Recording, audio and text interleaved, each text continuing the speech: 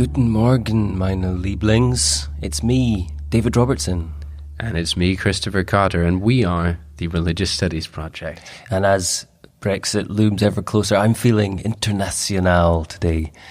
Spring has sprung here in Edinburgh, and I'm full of the joys of the season. Yeah, talking of international, we had an interview here that was recorded, almost the entire globe was covered by the span of this interview. It's an interview that Brianne Fallon recorded for us in Sydney with Ruth Illman, who's of the Abo Academy University in Finland. Yes, and she's talking about melodies of change in music and progressive Judaism. So I'm going to hand straight over to Brianne. Today I have with me Dr. Ruth Illman. She is Docent Associate Professor of Comparative Religion at Abo Academy University, and she's also Professor of History of Religions at Uppsala University. She is currently Director of the Donna Institute for Research in Religious and Cultural History in Turku in Finland. Together with Dr. Karen Hedner-Zetterholm, she is the editor of the open access peer-reviewed Journal of Scandinavian Jewish Studies. Dr. Illman has published more than 30 peer-reviewed articles in journals such as Contemporary Jewry, the Nordic Journal of Comparative Religion, and Journal of Contemporary Religion, as well as monographs and edited volumes with Routledge, Brill, and Equinox.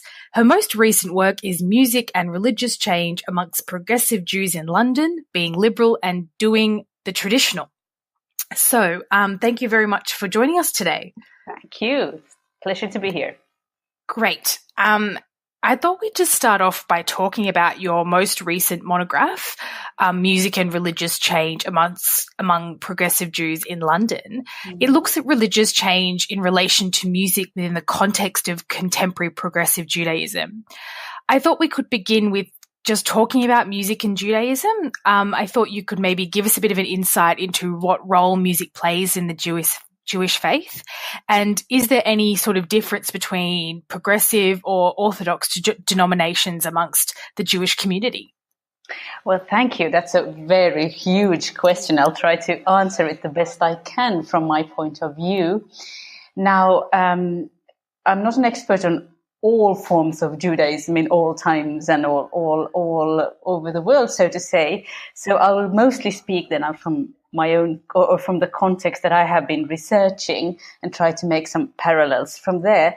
But as a scholar of religion, and especially contemporary religion, I could say that I think that music in general is relevant to religiosity, not just within Judaism, but all over.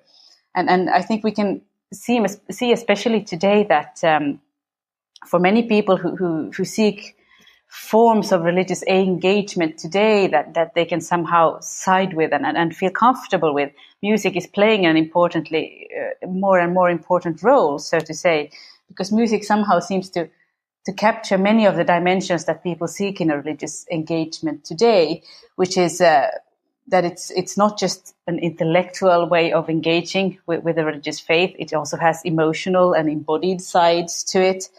It can be very individual and very sort of personal, but still also something you do tied to a community. So, it's not, music is not always as words as clearly fixed to structures and to interpretation, but it's more open for everybody. So, but still it is meaningfully grounded in a tradition, just like the Jewish traditions I have been researching. So it's creative, but it's also very constitutive of certain traditions. So it gives you freedom to form your own religious engagement, but it still ties you to a community and to history. So as a first point, I would like to say that I think music is more relevant to religious studies all over than we maybe think, because I think in our research fields we're always so preoccupied with the words and with the texts and sort of looking at music as a secondary aspect to it, but I wanted to put music in the center here, and if we speak then about music within Judaism, of course this is an immense topic, and a first question, of course, is what do we count as music in a religious Jewish setting? Is it just the liturgical singing? Is it the nusach, the cantillation modes? Is it the traditional chants? Is it maybe the cantorially led music that we have in some congregations? Somewhere in some places we have a choir. We might even have communal singing in the more progressive denominations. So it is a great variety, and it's a great mix today. But I think as I have been focusing on these progressive denominations in a British context, I think what more and more of them are saying in the interviews I have made is that they feel that music and musical engagements, singing and music overall, has been lacking from their tradition. They feel that it's been impoverished, as so much has been focused on the spoken word and on the benefit of taking away these elements that were seen maybe to be obscure and old-fashioned and mystical, not in a positive sense. So I think this also proves to the fact that different kinds of music is more and more appreciated all over the line.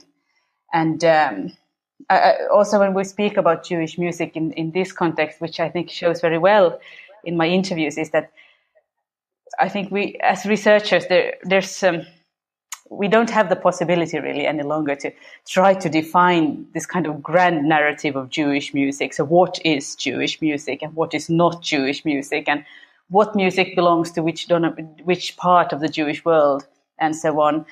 We cannot draw these clear boundaries anymore. But Jewish music, instead, I think we have to look at the contexts that we are researching. So it's a question of how we interpret the music, what associations are made, in what context it's presented, what intentions are tied to it. And there we can sort of try to circle in what we mean with Jewish music. This was maybe a very broad answer to your question. That's okay. Maybe we should hone in a bit now, as you say, circle in on your particular group you've been looking at, which is progressive Judaism. Mm-hmm. My first sort of question when you were talking there is, you talked a little bit about sort of the revival of music in progressive Judaism. Mm-hmm. What sort of timeline are we looking at in terms of this revival? Is it a relatively recent phenomenon that we're seeing? Well, both yes and no. I have made my interviews between 2014 and 2016, so of course that's very recent. And the persons I've been talking to, they have a rather broad age span, so they're born between the 1940s and the 1990s. So I have both rather young and also people who have grown up and come of age in the 60s. And what most of them who make this historical line would say that this process of change has a lot of roots in the Jewish revival movement, which of course was is a phenomenon of the 60s and especially placed in the United States, where the whole idea of reviving Judaism and finding a more spiritually engaging way of practicing Judaism arose, along with a lot of other New Age movements and the hippie movement and all the countercultural milieu that we find in the late 60s.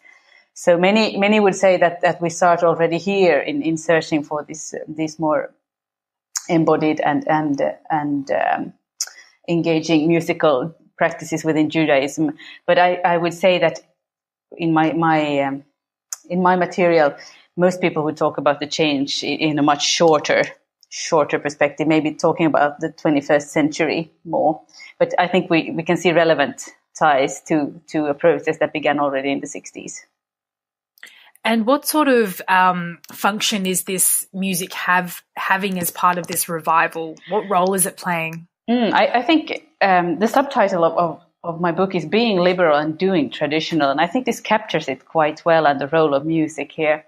Because for the people I have interviewed, they would not be interested in trying out and exploring a more orthodox or traditional theology. They are very comfortable in their liberal, progressive theological values, which are very inclusive and very sort of very open to liberal values. But what they want is a more traditional way of doing the Jewish stuff. I mean, how you go about the way of expressing your Jewish tradition, and what kind of things in manifest ways you become Jewish. And here I think the music plays a pivotal role, because somehow it's through the music that you can try to connect to more traditional ways of especially these more traditional ways of singing, the bringing in the cantillation to the services, for example, not just reading the text, but chanting them in traditional Jewish ways, and then also bringing in more Hebrew besides the vernacular languages, which are very broadly used in the progressive services in Britain, trying out the sacred language, the Hebrew language, and sort of bringing all the dimensions that it can bring. And my special interest was in a musical practice called nigunim, which which means melody in Hebrew, and or tune, which is actually a tradition that derives from the Hasidic tradition, where you, instead of singing with words, you just skip the words and just use onomatopoetic syllables like lai, so that the singing itself becomes the prayer, not the words that are spoken. And this is explored in many different kind of progressive settings today. And this would not mean that the persons who are interested in adapting nigunim to liberal services, that they would be interested in Hasidic theology at all, but more the way of expressing these, the way of expressing and the way of using music to build a more comprehensive relationship to the liturgy. So here I think we can see the role of music as something that gives you an open space to combine and connect to tradition, but still hold on to the theological values that you want to preserve, the liberal values. So I would say that the role of music is rather big here in this situation. It is a tool that is, well, it's not just a tool, but it's a context, and it's a way of being and doing Jewish that is available and useful in combining liberal values with traditional ways of practicing. It really sounds like it's trying to bridge that gap between, I suppose you could phrase it as the old and the new, which I think is quite a bit of a hot topic in religious studies at the moment, this sort of difference between very traditional streams of faith practice and more sort of liberal and open, if you want to put it that way. And this music seems to be a way that those two things are combined in modern Jewish practice. Absolutely. And I think it's also a way of acknowledging that religion is not a static thing, and that it's always changing. I mean, what we would call traditional today is, of course, always also something that is adapting and changing, always with the context and with the time. And when I say that liberal Jews in London sing nigunim, what they are, of course, adapting it to their own needs and practices. We have the whole issue of men and women, for example, singing together at all, kol isha, if the voice of the woman should be heard at all. And I would also say that many of them, or most of them, very consciously are not saying that they are reviving something, that they're going back, to tradition. It's not a move backwards; it's a move forwards. But it's a creative and free way of using tradition as a well to find inspiration in, but then to develop it to something that goes along with your own practice and your own values and your own ethical standpoints. So it's very much not going back to tradition. I think it's very much going forward, but with inspiration from the past.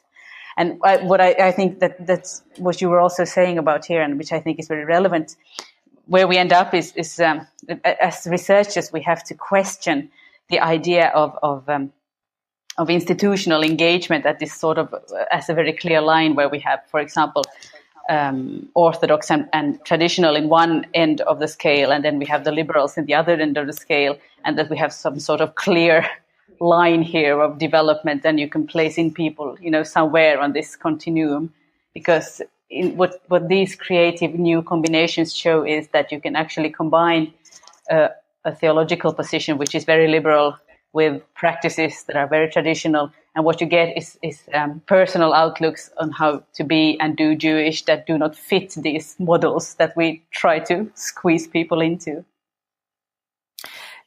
I was wondering if you could tell us a little bit more about the sort of specific community that you looked at, this sort of community in London. Is there anything specific about the reason why it has popped up in London? Is this happening in other places? What's interesting about that specific landscape? Yes, thank you. I think this is a very important question. Now, as you mentioned in your introduction, I'm based in Finland, and I'm working I lead a research institute in Finland. And, well, first, the practical reason, the number of Jews in Finland is so small. It's, officially we have about 1,500 persons in Finland who belong to Jewish communities. And so this kind of research would not have been possible to do in Finland. But I wanted very much to do a research that would focus on European Jewry, because I feel that much of the research on Judaism we have today is focused very much on the large centers of Jewish population, so North America and Israel, and much of what is going on in Europe or in Australia, for that matter, is not given as much focus as it could be. So I wanted to focus on European Jewry, and I also wanted to explicitly to do research on progressive and liberal Judaism today, because also I think much of the research that we do on Judaism today is either focused on the history or then on these very, very sort of orthodox communities, of course, because they offer the most sort of controversial and specific context. So I wanted to focus on the liberal side.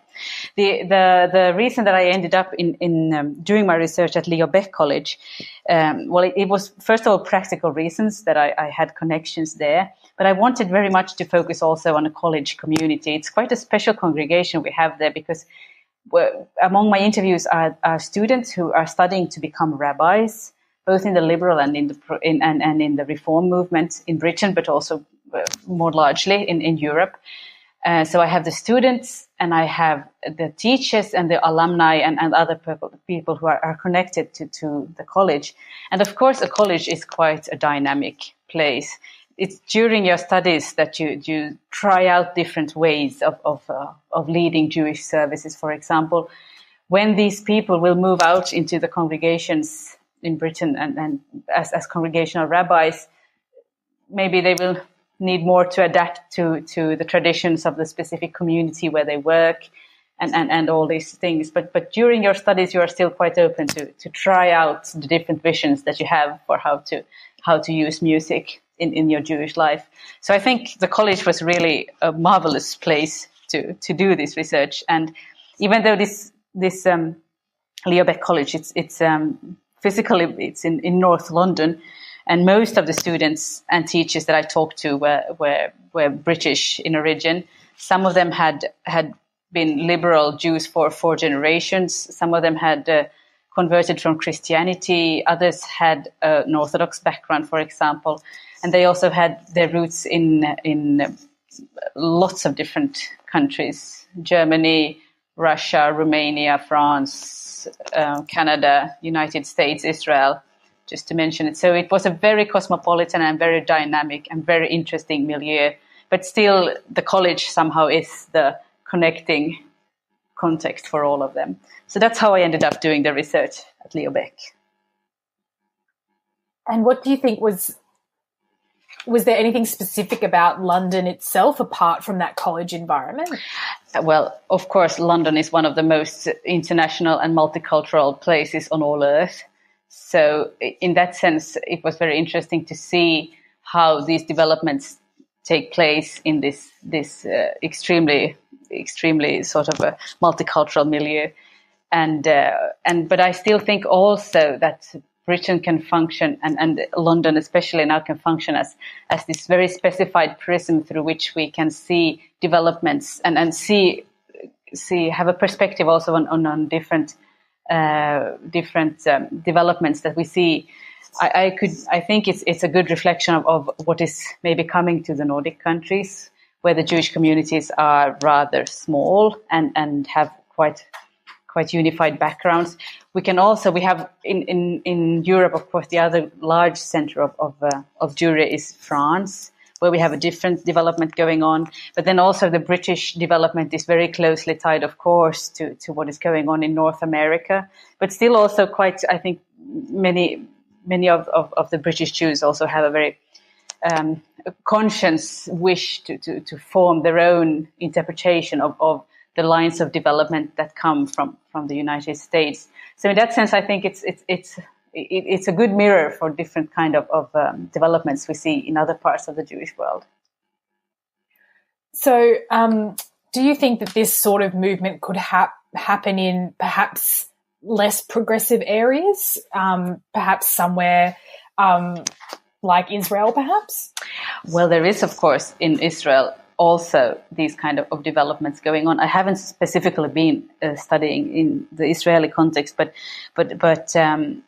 there are a lot of very progressive and very innovative small chavuras and communities all over Israel that work along these same lines. And many of the cantors and the rabbinic students that I talk to also find great inspiration with different small communities in Israel. So I would say that it's also very central there.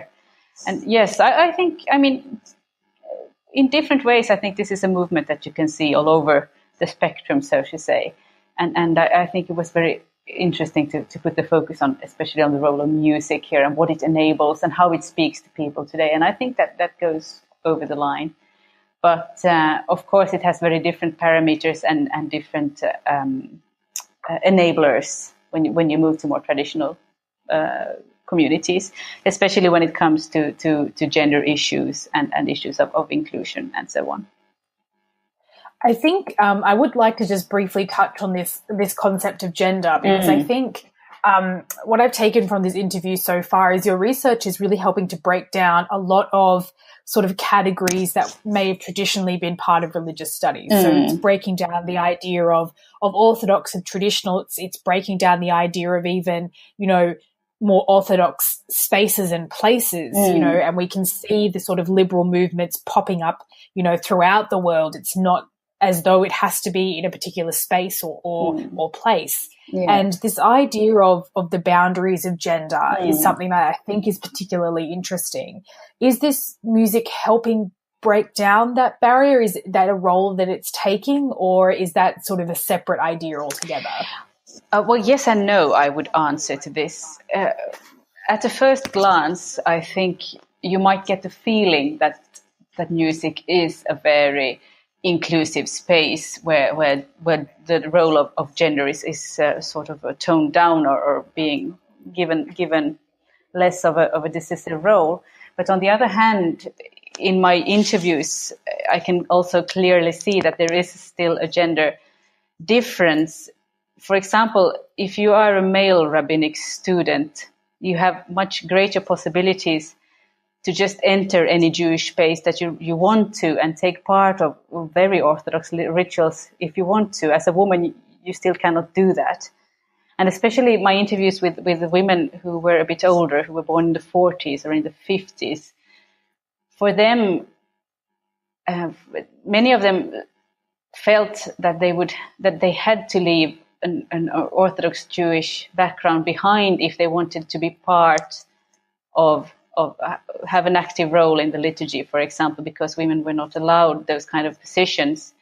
But then if they moved from an Orthodox congregation, for example, to a Reform congregation, they would feel very much at a loss with the whole the liturgy and the ceremony, because it was so different. And they could even today tell about how they longed for the music and the recitation and the liturgical form that they wanted to have, but which they could not be included in the Orthodox settings because they were women.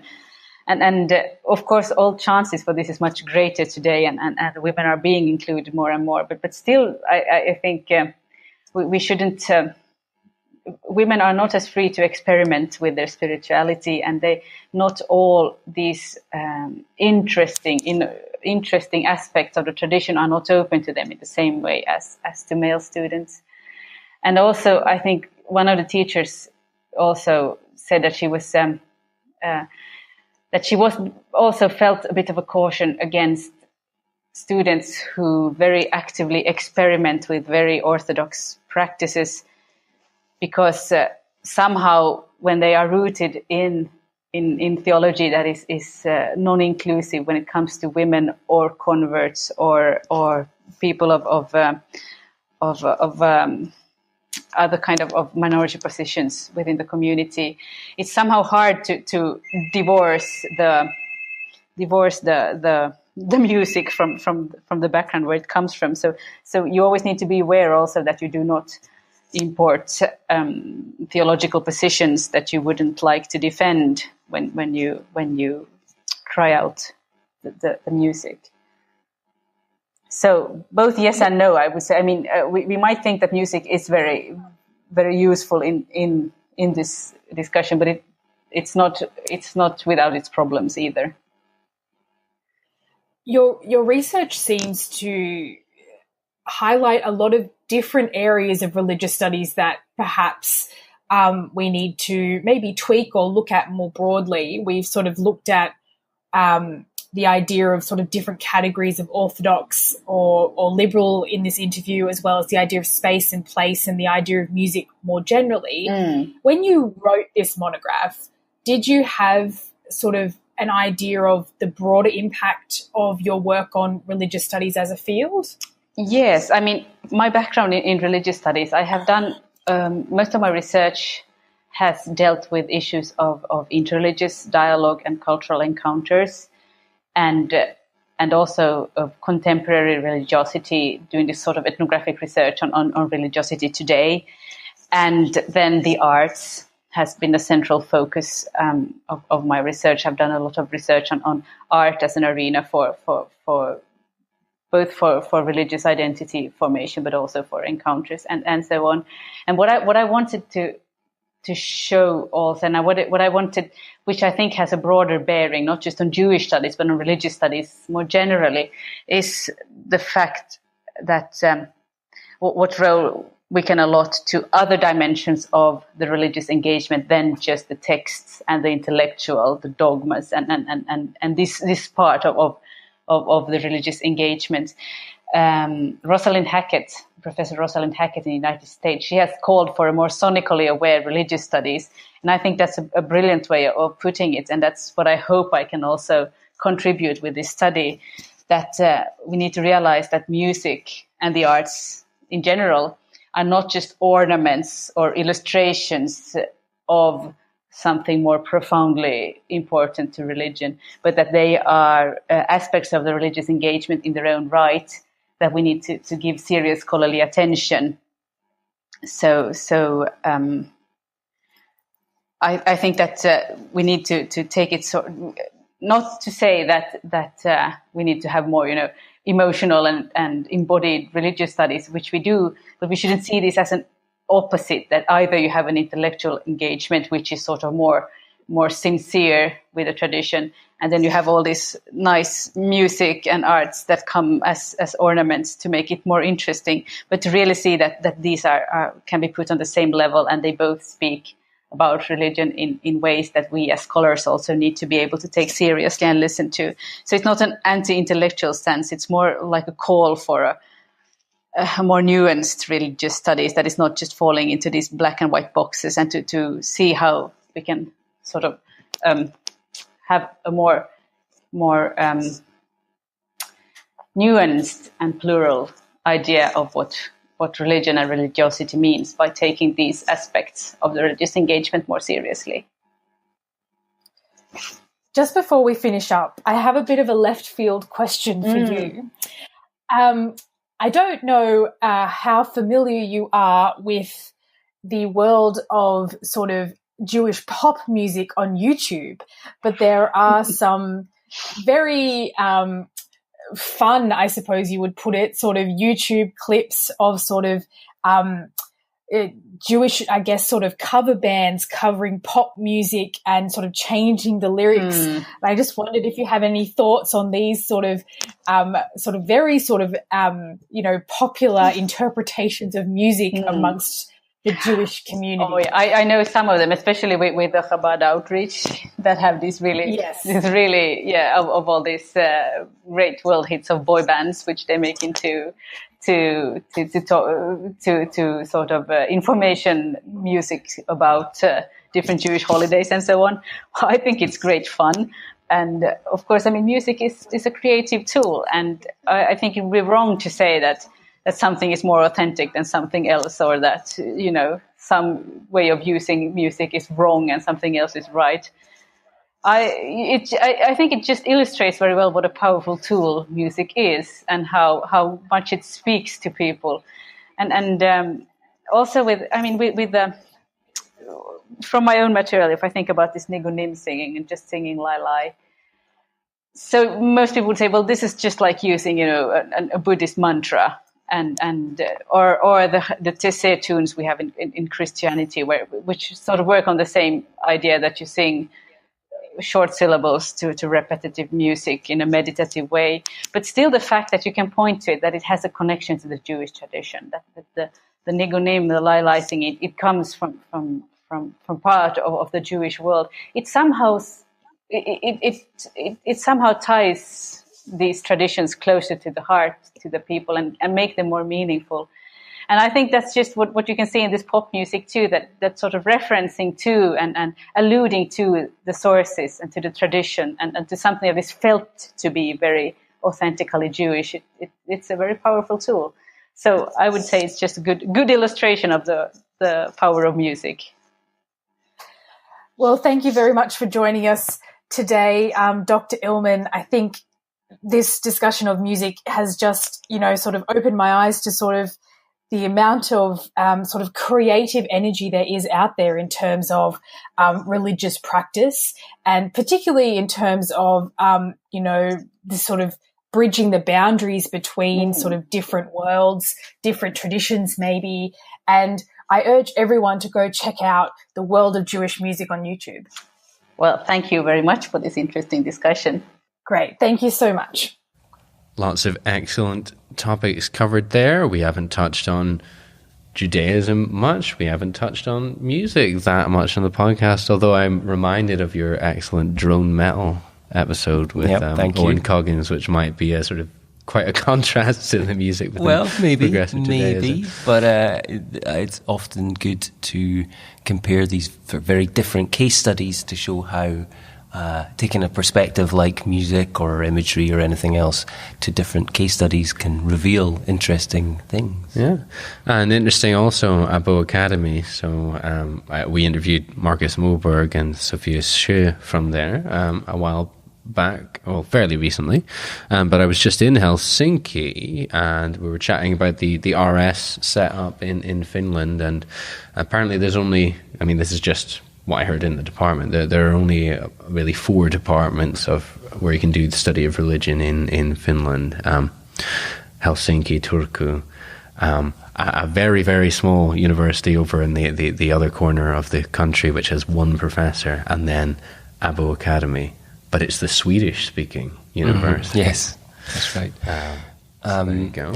Well, that's probably about the same as Scotland. I think Finland's got about the same population, right? It's about the same like size. That. And we've not got many study of religion. I think we've got 4 departments as well. Yeah. I think it's Edinburgh, Glasgow, Stirling and Aberdeen. Although Glasgow and Aberdeen are both, it's not quite a department. You can't do it at St Andrews. You could say that for Stirling as well. Well, and for our 4.5 staff here at Edinburgh. Hooray! Hey. Religious studies, conquering the world. But for such a very small field, we produce an awful lot of good stuff. Very, very good save there, Chris. Excellent work. Next week's interview is a first interview. It's called Christian Beauty Pageants, and it's an interview with Chelsea Bellinger with Christine Black. Bellinger or Belanger? I'm not sure. Let's just go with Go confidently. Bélanger. Bélanger. And it's with Christine Black, who's one of our new interviewees, joining us. Interviewers joining us this season. So let's hear from her. My fascination with religion began at an early age. I remember playing dress-up with friends as a child. The other girls were always putting on big skirts and crowns to become a princess, or maybe even a bride. Meanwhile, I was hanging a petticoat off the back of my head and pretending to be a nun. While for some this might seem totally normal, but for a Mormon girl in rural central Utah, it was seen as just a bit odd. As I got older, I gave up my dream of being a nun, as well as my membership in the LDS Church, but kept my fascination with religion. Today, I am a social scientist whose focus on religion centers around congregational studies. I completed my PhD at Drew Theological School in Madison, New Jersey. My dissertation was an ethnographic study of LDS congregations, which looked at how the idea of family is perpetuated and practiced. You can find my book, A Sociology of Mormon Kinship, published by Edwin Mellon Press, on Amazon and through other booksellers. My current research examines the idea of religious freedom and how it might be used to codify bigotry in some more conservative social and religious groups. I'm Christine Black. I hope you join me on the Religious Studies Project as I talk to guests about their work in the field of religion. Fantastic to hear from you there, Christine. We've got at least another 2 interviews from Chris coming up, and I know that there's more in the pipeline as well. Indeed, and if you're a Patreon supporter, there should be a new issue of Discourse just gone out, the first one of this year, and there's a few of those in the pipeline coming your way, so stay tuned. If you're not a Patreon, if you are a Patreon supporter, thank you. If you're not, you should think about it, because there's some great content there. Have we got anything else needing said? Thanks for listening. Yes, there's that.